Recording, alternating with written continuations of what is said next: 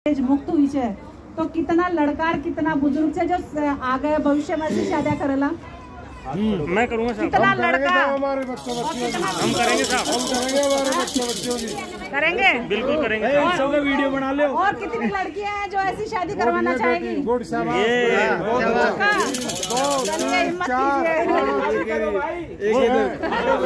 वो दोनों मेरी बच्चे हैं साहब। वो देखो वो दोनों ने हाथ खड़ा किया अभी। बढ़िया, अपनी मर्जी से कर रहे हैं, बहुत अच्छी बात है। बहुत बहुत शुक्रिया। रंगलाल मीना जी आसिफ बच्चन के दो शब्द बोलिएगा। धर्मेंद्र आरती के बारे में बताया, वही इन्होंने 12 मार्च को किया दहेज मुक्त वगैरह। साथ में मुकेश जी कहाँ हैं? हाँ रंगलाल जी बोलते हैं धर्मेंद्र।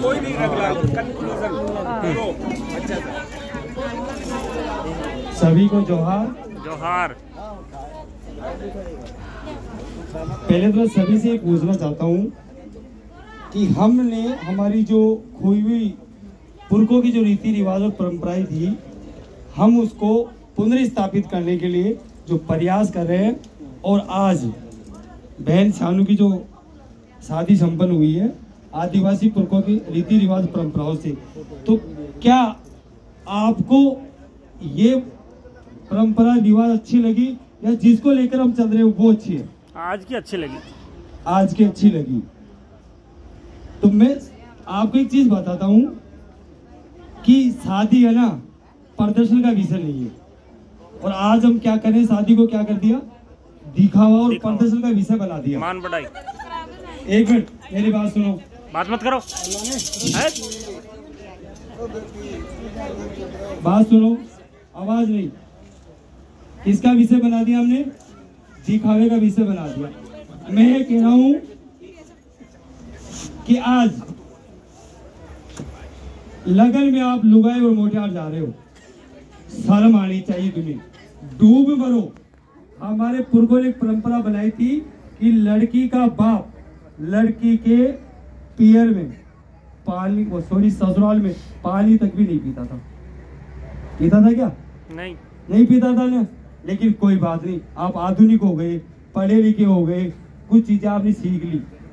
कम से कम उस रिवाज को मत बिगाड़ो। आप मंडली कर लो ना, फेरे करने के बाद, शादी करने के बाद आपके पास यदि पैसे हो गए, रुपए हो गए और मारे ही कौन है, तो शादी के बाद आप आड़ खोलो। लेकिन शर्म करो।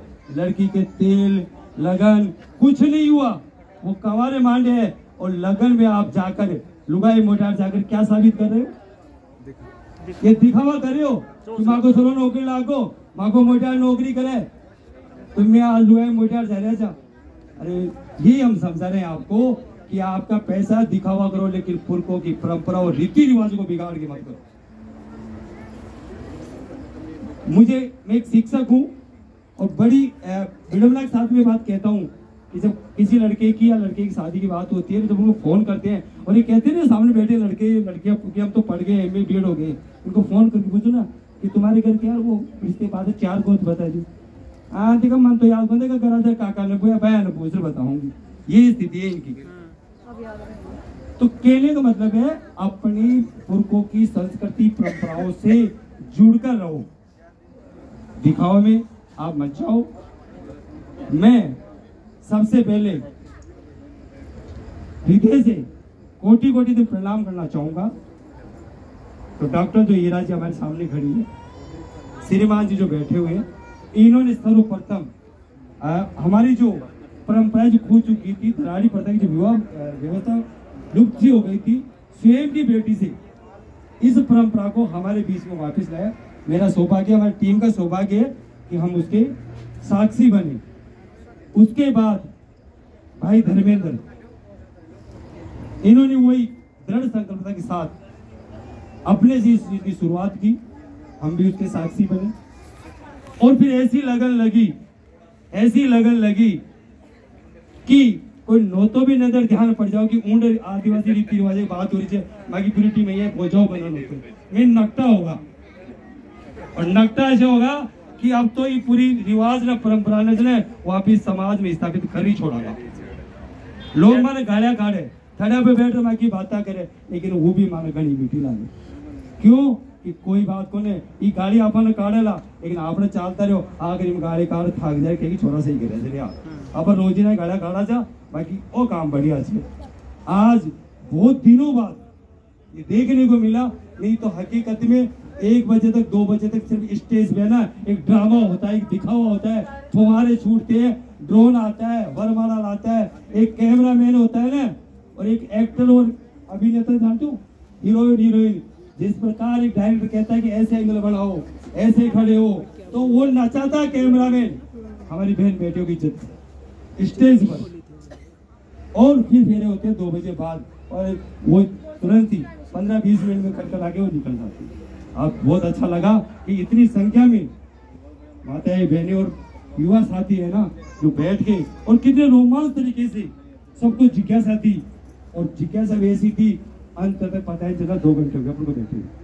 लेकिन आप भी मुझे ऐसा लग रहा है कि आप चाहती हो कि ये बातें सुबह तक चलती रही, उठ के नहीं जाओगे ना आप। तो ये है हमारी परंपरा पुरखों की, वो रिवाज है जो हमें एक भाईचारे के साथ, एक बंधन के साथ हमें यहाँ बैठा के रख रही है। और देखिए 18 तारीख को बिना मुहूर्त सिर्फ 19 तारीख डिसाइड किए, और दिलकुश भाई है उनियारा के रहने वाले हैं, वो वहाँ मोहम्मदगढ़ गांव है, तो उसकी भी शादी इसी प्रकार से इसी अपने पुरखों की परंपराओं की रिवाज से होगी। और ये पूरी टीम जो आपके सामने खड़ी है, ये पूरी टीम ऐसे के वैसे वहां जाएगी। हमारे आदरणीय श्रीमान जी चंदालाल जी चकवाल साहब, आप सोचो इस उम्र में ये कोटा से कल उनियारा गए, इन्होंने स्वयं उस दिलकुश का लगन जो पत्री है और सारा जो काम है आदिवासी उन्होंने किया, और वहां से 11 बजे दिन में चलकर यहाँ पहुंचे और कल फिर वहां जाएंगे। सोचो इस उम्र में समाज के लिए ये दिन रात एक करके मतलब है, इस उम्र में भी ये 150-200 किलोमीटर का सफर कर रहे हैं। हाँ करें। और देखो हमारे बीच अगर हमारी संस्कृति को सच्चे मायने में हमारे नृत्य और गायन शैली को जो प्रेरणा राष्ट्रपति तक सम्मानित हुए और संस्कृति का गौरव मान बढ़ाया है, जिनको आपने शायद कईयों ने पहली बार देखा होगा या यूट्यूब पे देखा होगा, दीप प्रभु के नाम से प्रसिद्ध जो जोड़ी है, मैं इनका भी हृदय से कोटि प्रणाम करता हूँ, आभार करता हूँ, और आपको विश्वास दिलाता हूँ कि हम आपके पद चिन्हों पर चल रहे हैं और आपके साथ रहेंगे। जब भी जहाँ भी आप हमें याद करोगे, पूरी टीम आपका आशीर्वाद लेने और समाज की परंपरा को बनाने के लिए हम आपके सानिध्य में कभी भी याद करना। और आज मैं